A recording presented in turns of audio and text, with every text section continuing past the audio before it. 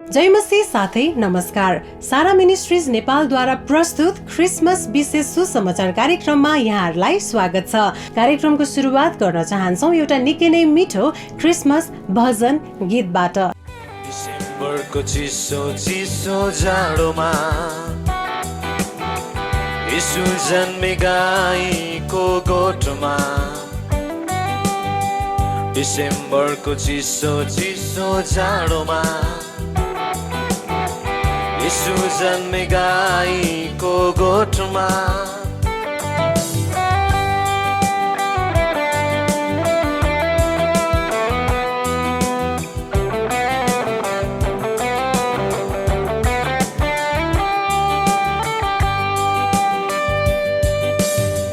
भविष्यवक्ताले भनेका कुरा पुरामा हुन गयो।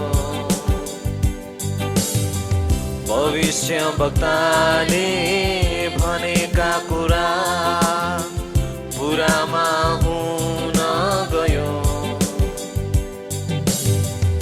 येशूको जन्मलाई रोकेन कसैले, येशूको जन्मलाई छेकेनन् कसैले, येशूको जन्मलाई रोकेनन् कसैले, येशूको जन्मलाई छेकेनन् कसैले। वचन सबै पुरा भयो, वचन सबै पुरा भयो। डिसेम्बरको चिसो चिसो जाडोमा यीशु जन्मे गाईको गोठमा, डिसेम्बरको चिसो चिसो जाडोमा यीशु जन्मे गाईको गोठमा।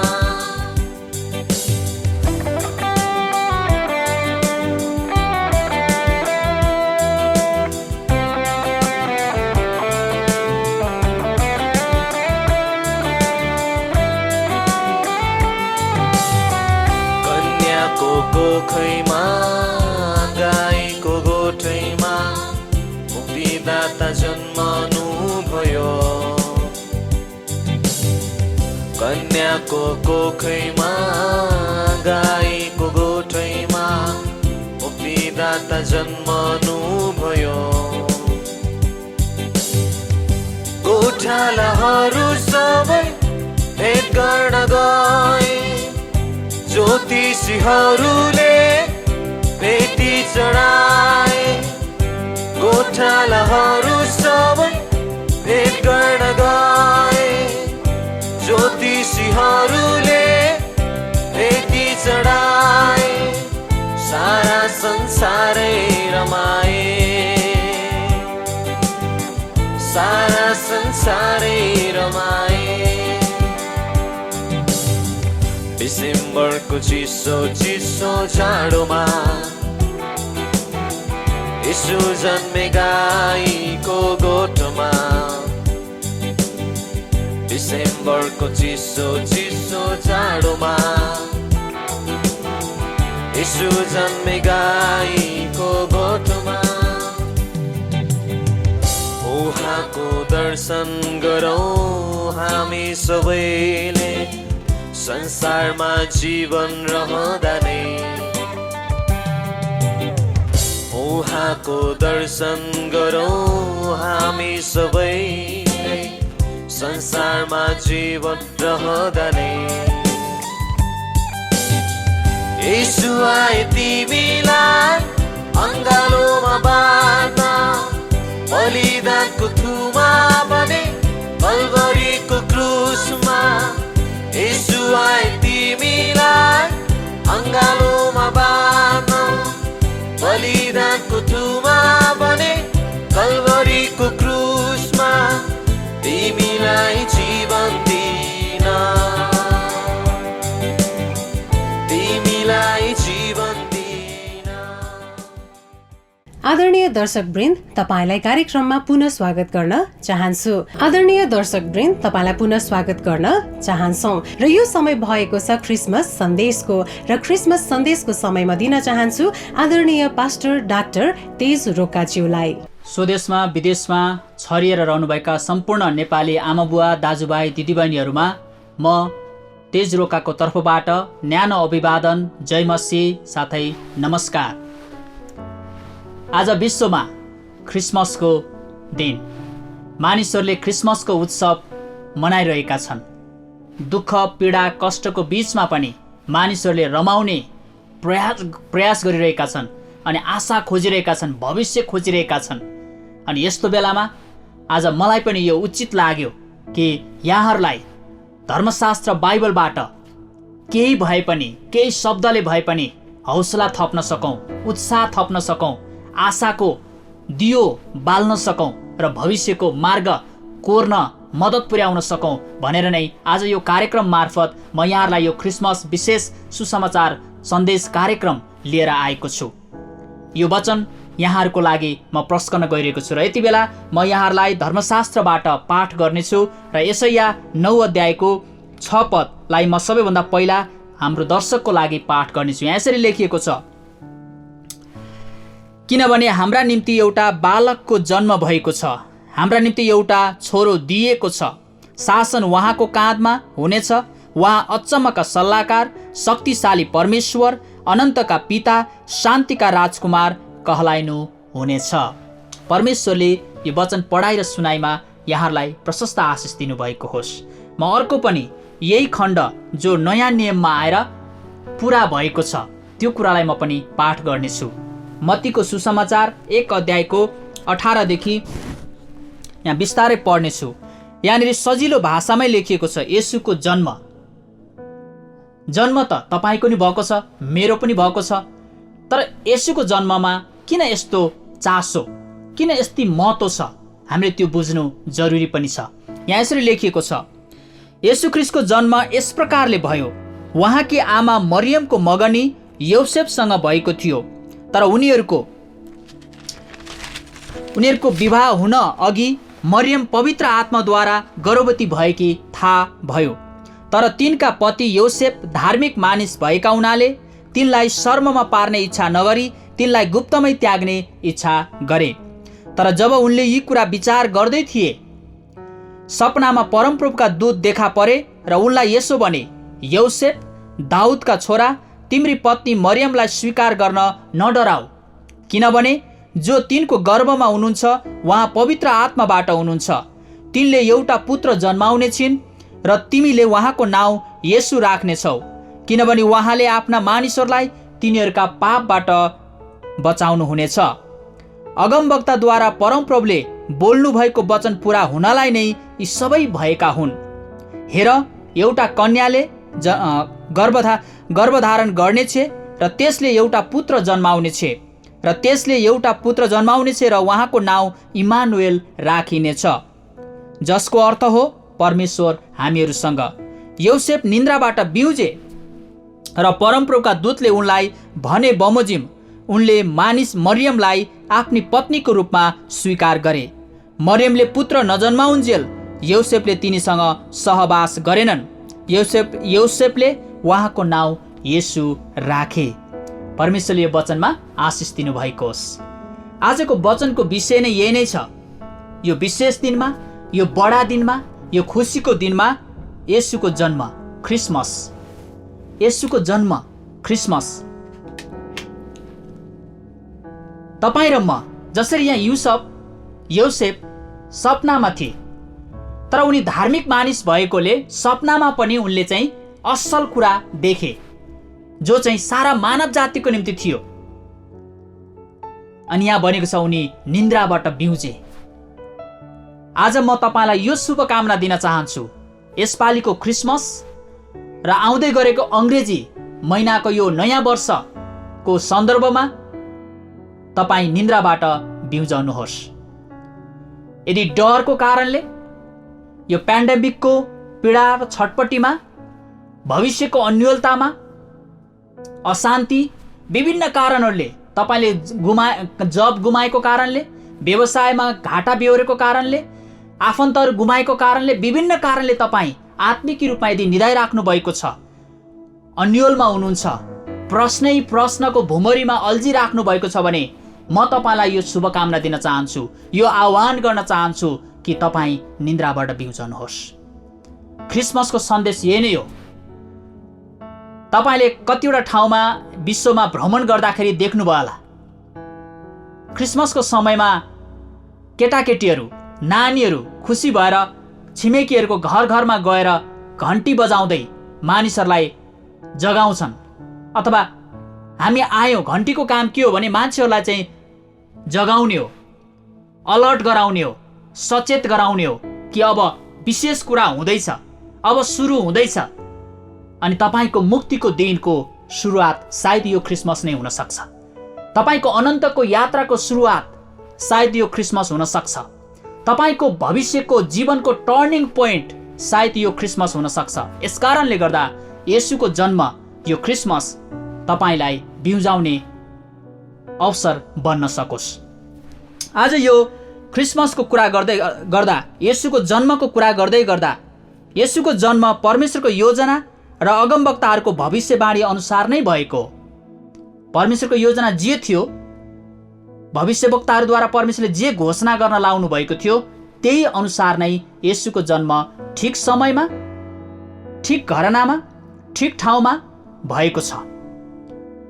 यो येशूको जन्म यसकारणले पनि महत्त्वपूर्ण भयो, यसै कारणले नै ऐतिहासिक भयो, हिस्टोरिकल भयो कि यसले एउटा आमा बुवालाई मात्रै खुसी दिनलाई होइन, एउटा गाउँलाई मात्रै खुसी दिनलाई होइन, हिजोका, आजका र भोलि हुने र येशूको दोस्रो आगमन नभएसम्म यस पृथ्वीमा रहने मानव जाति, सम्पूर्ण मानव जातिको निम्ति उद्धारको निम्ति, उद्धार पनि केबाट? ती मानिसहरूको उनीहरूको आफ्नो पापबाट बचाउनको निम्ति येशूको जन्म भएको। यसकारणले यो क्रिसमस चाहिँ एकदमै महत्त्वपूर्ण छ। यहाँनिर येशू ख्रीष्ट जन्मदै गर्दा हामीले भुल्नै नहुने, हामीले हाम्रो विश्वासको यात्रामा सधैँभरि हृदयमा राख्न पर्ने एउटा सिद्धान्त, फाउन्डेसनल ट्रुथ के हो भने येशू ख्रीष्ट चाहिँ कन्याद्वारा जन्मनु भयो, कन्याद्वारा, भर्जिनबाट। त्यसैले उहाँ सिनलेस हुनुहुन्थ्यो, पाप रहित हुनुहुन्थ्यो। उहाँ सिनलेस भएको कारणले गर्दा, उहाँ पाप रहित भएको कारणले गर्दा उहाँले पापी मानिसहरूलाई आशा दिन सक्नुहुन्छ, बचाउन सक्नुहुन्छ। मैले कतिचोटि महसुस गर्छु, यदि कुनै काम मैले गलत गरेको छु भने म त्यो कामको विषयमा अरूहरूलाई एकदमै निर्धक्कसँग बताउन सक्दिनँ, शिक्षा दिन सक्दिनँ, अर्थी दिन सक्दिनँ, किनभने म भित्र कतै न कतै शङ्का हुन्छ, डर हुन्छ, मेरो कमजोरीले मलाई कमजोर बनाएको हुन्छ। प्रभु यीशु पाप रहित हुनुहुन्थ्यो, त्यसकारण त उहाँलाई पापको विषयमा बोल्नलाई उहाँलाई कुनै हिचकिचाहट थिएन। मानिसलाई त्यो पापले मृत्युमा पुर्याउँछ, त्यसबाट फर्कनुपर्छ, पश्चाताप गर्नुपर्छ भन्ने कुरामा उहाँलाई कुनै हिचकिचाहट थिएन। त्यसकारण त प्रभु यीशु ख्रीष्टको जन्म, अनि प्रभु यीशु ख्रीष्ट स्वयं नै इम्मानुएल हुनुहुन्छ। प्रभु यीशु ख्रीष्ट चाहिँ प्रतिनिधित्व हुनुहुन्छ, परमेश्वरको स्वर्गको प्रतिनिधित्व। उहाँ स्वयं स्वर्गमा हुनुहुन्थ्यो। अब उहाँ चाहिँ स्वर्गमा मात्रै नबसेर त्यो स्वर्गको वैभवलाई छोडेर, त्यहाँको सुख सुविधा, त्यहाँको त्यो सम्पूर्ण कुरालाई छोडेर उहाँ चाहिँ यस पृथ्वीमा मानव जातिलाई मानिसको त्यो पीडाबाट, पापबाट, मृत्युबाट बचाउनको निम्ति उहाँ चाहिँ इम्मानुएल भएर मानिससँग रहनलाई आउनुभयो। एउटा राम्रो उदाहरण दिन चाहन्छु। प्रभुले पटक पटक यस पृथ्वीमा हुँदाखेरि उहाँले पटक पटक मानिससँग रहन आउनुभएको कुरालाई उहाँले प्रकट गर्नुभएको छ। एउटा सानो उदाहरण दिन्छु। धर्मशास्त्र बाइबलमा एउटा दृष्टान्त छ। येशू प्रभु जब चेलाहरूसँग मानिसहरूलाई परमेश्वरको राज्यको बारेमा सिकाउँदै हिँड्दै हुनुहुन्थ्यो, त्यो कृति सबैतिर फैलिएको थियो। अनि त्यही सहरमा एकजना महसुल उठाउने जक्कै नामको व्यक्ति थिए। उनी शरीरको कदले उनी होचा थिए, पुड्का थिए। तर उनले पनि सुने येशूको प्रसिद्धि, येशू को हुनुहुन्छ, येशूले के काम गर्नुहुन्छ भनेर उनले सुनेका थिए। अनि उनको मनभित्र ठुलो इच्छा जाग्यो कि येशूलाई हेर्ने, येशूलाई भेट्ने। तर समस्या के थियो भने मानिसहरू त्यहाँ अरू अग्ला अग्ला थिए, उनीहरूले येशूलाई घेरेर हिँडिरहेका हुन्थे अनि उनी पुड्को भएको कारणले गर्दा उनलाई त्यो भिडमा गएर येशूलाई हेर्ने इच्छा पुरा गर्न सजिलो थिएन, चुनौती थियो। त्यसले गर्दा उनले त्यो आफ्नो इच्छालाई मेट्नका लागि, त्यो जिज्ञासालाई मेट्नका लागि उनी येशू हिँड्ने बाटोको सडकै छेउको एउटा रुखमा चढेर बस्दछन्।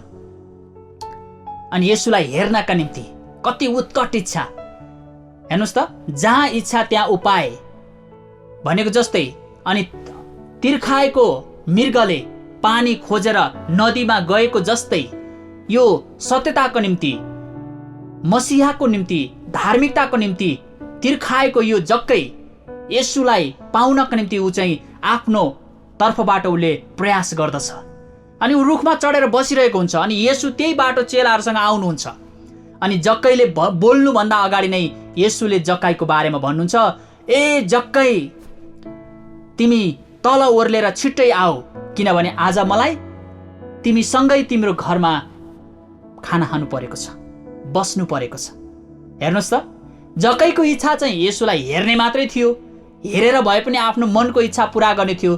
तर परमेश्वरका पुत्र इमानुएलले चाहिँ उसको घरमै बस्ने कुरा सुनाउनु भयो। त्यसले पनि के पुष्टि गर्छ भने परमेश्वर जहिले पनि प्रेमिलो हुनुहुन्छ, परमेश्वर जहिले पनि मानिससँग रहन चाहनुहुन्छ। त्यसैले त प्रभुले भन्नुभयो नि, तिमीहरू चाहिँ मेरो मन्दिर हो, तिमीहरू पवित्र आत्माको मन्दिर हो। अनि आज परमेश्वरले बास गर्ने, परमेश्वर रहने मन्दिर चाहिँ तपाईँ र मेरो हृदय हो, मानिसको हृदय हो। यदि तपाईँ र मेरो हृदयलाई हामीले परमेश्वरको मन्दिर बनाउन दियौँ भने अब त्यो मन्दिर अरू कुनै कुराले पनि दूषित बनाउन सक्दैन, त्यहाँ अरू कुनै कुराले राज्य गर्न सक्दैन, किनभने त्यहाँ परमेश्वरको उपस्थिति हुन्छ, इमानुएलको उपस्थिति हुन्छ, येशू प्रभुको उपस्थिति हुन्छ। त्यही कारण परमेश्वरले आज तपाईँ र मलाई यो अवसर दिनका लागि येशूको जन्म हुन दिनुभयो, क्रिसमसको अवसर दिनुभयो। क्रिसमस एउटा आवश्यकता पनि हो। किन भन्दा हबकुकको पुस्तक हामीले पढ्यौँ भने धर्मशास्त्र बाइबलमा उनी अगमवक्ता थिए। उनले मानिसहरूको त्यो पीडा, छटपटी, त्यो अन्याय, अत्याचार देखेर उनी परमेश्वरसँग धेरै प्रार्थनामा रुइएको हामी देख्छौँ। हे परमेश्वर, कहिलेसम्म हामी यो दुःखमा, कष्टमा, अन्यायमा, अत्याचारमा रहिराख्ने? कहिले हाम्रो सुदिन आउँछ, असल दिन आउँछ? उनले प्रार्थना गरिरहन्थे। दानियलको कुरा देख्छौँ हामी प्रार्थना, दानियलको पुस्तकमा उनी प्रवासमा थिए, कैद गरेर लगिएका थिए, परमेश्वरको प्रार्थना गर्ने सभाघर भत्काइएको थियो, मानिसहरूले अर्काको देशमा जीवित परमेश्वरको आराधना गर्न पाइरहेका थिएनन्। त्यसैले उनले विदेशमै रहेर, प्रवासमै रहेर पनि प्रार्थना गर्छन्। यतिसम्मको दिनमा 3 पटकसम्म उनले विशेष प्रकारले प्रार्थना गर्छन्, हे परमेश्वर, कहिले हामी आफ्नो देशमा फर्केर तपाईँ यावे परमेश्वरको आराधना गर्ने, प्रार्थना गर्ने। हेर्नुहोस् त, जब मानिसमा त्यो चाहना हुन्छ, इच्छा हुन्छ सत्यताको खोजी गर्ने, अनि परमेश्वरले त्यो पुरा गर्नुहुन्छ। अनि यो चाहिँ आज यस्तो बेलामा मानिसलाई आवश्यकता छ। आज यो क्रिसमस यस्तो बेलामा हामी मनाइरहेका छौँ जति बेला 1 वर्षदेखि कोरोना भाइरसको समस्याले, संक्रमणले, आतंकले मानिसहरू निराश छन्, त्रसित छन्, धेरैले जीवन गुमाएका छन्, मानिसहरू भेला हुन पाइरहेका छैनन्, मानिसहरूले आफ्नो काम कारोबारलाई सहज रूपमा चलाउन पाएका छैनन्, यात्रा गर्न पाएका छन्, कतिजना एउटा ठाउँमा स्टक भएर बसेका छन्।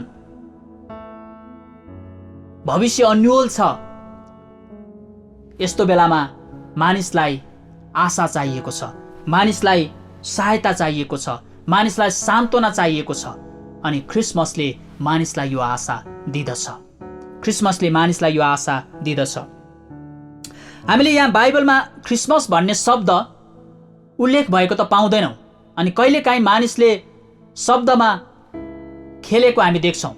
खोइ त बाइबलमा क्रिसमस भनेर लेखेको, किन मनाएको हो? क्रिसमस भन्ने शब्दलाई जोडेर क्रिसमस नै भन्ने शब्द राखिएको छैन। तर जब मुक्तिदाता मसिहाको जन्म भयो त्यसपछि त्यहाँनेर हर्ष बढाइ भएको छ। ज्योतिषीहरूले आएर भेटेका छन्, दण्डवत गरेका छन्, उपहारहरू दिएका छन्, गोठालाहरूले आएर भेटेका छन्, उपहारहरू दिएका छन्, दण्डवत गरेका छन्, खुसियाली मनाएका छन्, स्वर्गीय दूतहरूले खुसियाली मनाएका छन्। त्यसैले येशूको जन्ममा खुसियाली मनाएका छन्। किनकि त्यहाँ सारा मानव जातिको उद्धारको मार्ग तयार भएको थियो। येशूको जन्मले मानिसको निम्ति आशा दिएको थियो। त्यसकारणले गर्दाखेरि त्यहाँनिर उत्सव मनाएको हामी देख्छौँ। त्यसैले क्रिसमस भनेको उत्सव हो, यो महोत्सव होइन, यो चाड होइन, यो रीति होइन, यो चाहिँ एउटा उत्सव हो। उत्सव चाहिँ यस कारणले कि उसले छुटकारा पाएको छ, उसले आशा पाएको छ, उसले भविष्य पाएको छ। त्यसकारणले गर्दा उसलाई चाहिँ आनन्द छ, भित्र हृदयमा ऊ बदलिएको छ, मौका पाएको छ उसले चाहिँ अब मृत्युबाट बाँच्ने। त्यसैले ऊ खुसी हुन्छ र उत्सव मनाउँछ। अनि उत्सव मनाउँदै गर्दा पक्कै पनि हामी एक अर्कोसँग त्यो शुभकामना साट्छौँ, उपहार साट्छौँ, हामी विश गर्छौँ, हामी खानपिन गर्छौँ, अनि त्यहाँ रमाइलो हुन्छ, अनि उत्सव हुन्छ। अनि त्यो उत्सवमा येशू उचालिनुहुन्छ, येशू त्यहाँ उपस्थित हुनुहुन्छ, अनि इम्मानुएलको उपस्थितिमा हामी रमाहट गर्छौँ। त्यसैले यो एकदमै महत्त्वपूर्ण छ। एकजना व्यक्तिले भन्नुहुन्छ, क्रिसमस एउटा आवश्यकता हो, कम्तीमा वर्षमा एकपटक भए पनि हामीलाई आफू बाहेक अरू नै कुराको सम्झना गराउँछ। प्राय हामी वर्षभरि आफ्नो बारेमा सोचिरहेका हुन्छौँ, आफ्नो छोराछोरीको बारेमा, आफ्नो जीवनको बारेमा, आफ्नो व्यवसायको बारेमा, आफ्नो करियरको बारेमा, आफ्नै बारेमा सोचिरहेका हुन्छौँ प्राय जसो। तर यो क्रिसमसमा चाहिँ कमसेकम एकपटक अरूको बारेमा सोच्ने, अथवा प्रभु यीशुले, परमेश्वरले मेरो लागि के गर्नुभयो, मानव जातिको लागि के गर्नुभयो भनेर एउटा सम्झने एउटा अवसर हो क्रिसमस चाहिँ। त्यसैले यो एकदमै महत्त्वपूर्ण छ। यो क्रिसमस आज विश्वमा सबैभन्दा बढी मानिसहरूले मनाउँदछन्, अनि सबैभन्दा बढी देशहरू, प्राय संसारको सबै देशहरूमा क्रिसमसको उत्सव मनाइन्छ। आज यो विश्वव्यापी रूपमा फैलिएको महत्त्वपूर्ण उत्सव हो।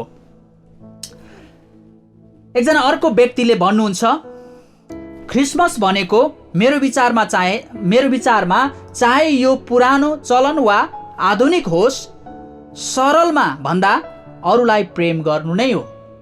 अरूलाई प्रेम गर्नु नै हो क्रिसमस। चाहे यो पुरानो रीति होस् या यो आधुनिक जमाना होस्, जेसुकै होस्, तर यसको सरल रूपमा यसलाई भन्नुपर्दा चाहिँ क्रिसमस भनेको अरूलाई प्रेम गर्नु नै हो। त्यसैले मानिसहरूले क्रिसमसमा अरूलाई उपहार दिन्छन्, हैन, अरूलाई विश गर्छन्, विभिन्न प्रकारले उनीहरूले चाहिँ त्यो प्रेम प्रकट गर्दछन्। त्यसैले लभिङ अदर, यो नै क्रिसमसको मुख्य कुरा हो। त्यसैले म पनि तपाईँहरूलाई हौसला दिन्छु, चुनौती दिन्छु, तपाईँ कोरोना भाइरसको पेन्डेमिक भित्र निराश भएर, आशाविहीन भएर नरहनुहोस्। तपाईँले जसरी मौका पाउनुहुन्छ, जहाँ मौका पाउनुहुन्छ, तपाईँको वरिपरि तपाईँले परमेश्वरको प्रेम देखाउनुहोस्। क्रिसमसको सन्दर्भमा परमेश्वरको प्रेम देखाउनुहोस्, उनीहरूलाई हौसला दिनुहोस्, उत्साह दिनुहोस्। प्रभुले यही भन्नुभयो। अनि यसैयाले पनि यहाँ अगमवक्ता यसैयाले पनि यही भन्नुहुन्छ, येशूको जन्म भएको छ। भर्खरै हामीले पढ्यौँ यो यसैया 9:6 येशूको जन्म भएको छ। यो दन्ते कथा होइन, यो चाहिँ स्पष्ट रूपमा भनिएको छ, यो तथ्य हो, सत्य हो, यो चाहिँ येशूको जन्म भएको छ। अनि यो जन्मनु भएको येशू को हुनुहुन्छ हामीले बुझ्न पर्छ। उहाँ चाहिँ विदेशी धर्म प्रवर्तक होइन। परमेश्वर चाहिँ स्वदेशी र विदेशी हुँदैन। मसीहा, संसारको मुक्तिदाता चाहिँ स्वदेशी र विदेशी हुँदैन। यो जाति र त्यो जातिको हुँदैन, यो धर्म र त्यो धर्मको हुँदैन। उहाँ सबैको प्रभु हुनुहुन्छ, सबैको मुक्तिदाता हुनुहुन्छ। क्रिसमस सबैको लागि हो। यो क्रिस्चियनको मात्रै चाड होइन, वास्तवमा यो चाड नै होइन, यो सारा मानव जातिको लागि सुसन्देश हो, शुभ समाचार हो, गुड न्युज हो। गुड न्युज हो। किन गुड न्युज? किनभने यसले सबै मानिसलाई उद्धार र मुक्तिको बाटो बताउँदछ, अनन्तको बाटो बताउँदछ, जीवनको बाटो बताउँदछ, जीवनको रहस्य बताउँदछ। त्यसैले येशू को हुनुहुन्छ भन्दा यहाँनिर अघि हामीले पढेको यशायाको 9:6 हामीले हेऱ्यौँ भने उहाँ शासक हुनुहुन्छ, रुलर हुनुहुन्छ। उहाँले शासन गर्ने भनेको जनताको भोट माग्ने अनि भोट लिएर जितेर सिंहासनमा बसेर शासन गर्ने भनेको होइन। उहाँलाई त्यो होइन। उहाँ स्वयं प्रभुहरूका प्रभु हुनुहुन्छ, राजाहरूको राजा हुनुहुन्छ। उहाँले आत्मिकी राज्यको आत्मामा शासन गर्नुहुन्छ। त्यसैले उहाँ शासक हुनुहुन्छ। त्यसै गरी उहाँ चाहिँ सल्लाहकार हुनुहुन्छ। उहाँ काउन्सिलर, सल्लाहकार हुनुहुन्छ। आज मानिसलाई अनन्तको सल्लाह दिने, जीवनको सल्लाह दिने, प्रेमको सल्लाह दिने परमेश्वर नै हुनुहुन्छ। उहाँ सल्लाहकार, प्रभु यीशु ख्रीष्ट चाहिँ सल्लाहकार हुनुहुन्छ, काउन्सिलर। त्यसै गरी उहाँ शक्तिशाली परमेश्वर हुनुहुन्छ, पावरफुल गड हुनुहुन्छ। उहाँ अनन्तको पिता अथवा इटर्नल फादर हुनुहुन्छ। आज मानिसहरू कतिजना पिताविहीन छन्, पिताको माया पाएका छैनन्। आज प्रभु यीशु ख्रीष्टले त्यो भूमिका पनि निभाउन उहाँले त्यो अधिकार राख्नुहुन्छ। उहाँ अनन्तको पिता हुनुहुन्छ। उहाँ शान्तिको राजकुमार हुनुहुन्छ। उहाँ प्रिन्स अफ पिस हुनुहुन्छ।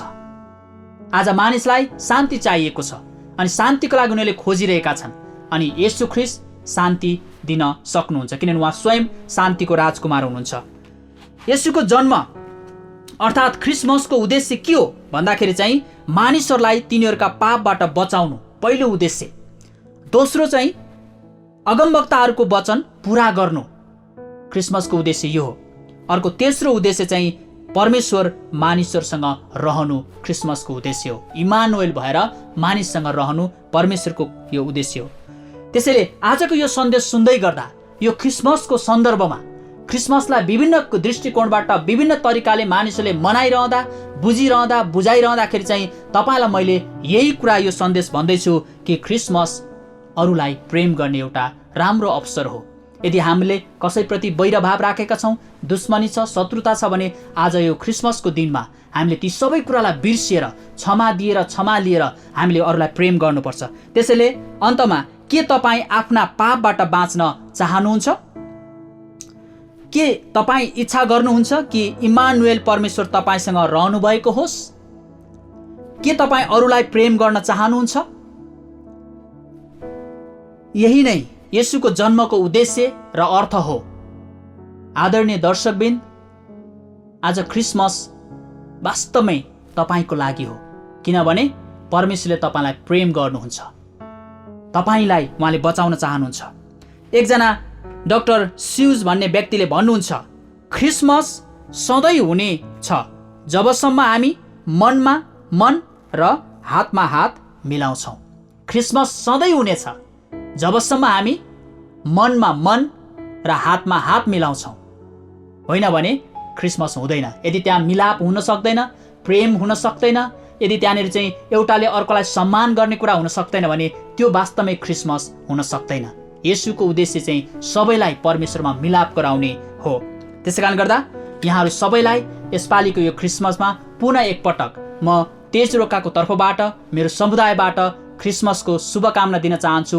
यहाँहरू सबैमा भाइचारा होस्, प्रेम होस्, एकता होस्, समृद्धि आओस् र सबैजना भविष्य र आशा लिएर तपाईँको जीवनमा धन्यको हुनुभएको होस्। परमेश्वरले यहाँहरू सबैलाई आशिष दिनुभएको होस्। जय मसीह। नमस्कार। आजको यस क्रिसमस सन्देश तपाईँलाई कस्तो लाग्यो र कार्यक्रम प्रति तपाईँको कुनै सल्लाह, सुझाव अथवा प्रतिक्रियाहरू छन् भने तल स्क्रिनमा दिएको सम्पर्कमा तपाईँले सम्पर्क गर्न सक्नुहुनेछ। र यतिखेरसम्म सारा मिनिस्ट्रिज नेपालद्वारा प्रस्तुत क्रिसमस विशेष सुसमाचार कार्यक्रम हेरेर साथ दिनुहुने सम्पूर्ण दर्शकलाई धन्यवाद दिँदै म पुनः बिदा हुन चाहन्छु। जय मसीह। नमस्कार।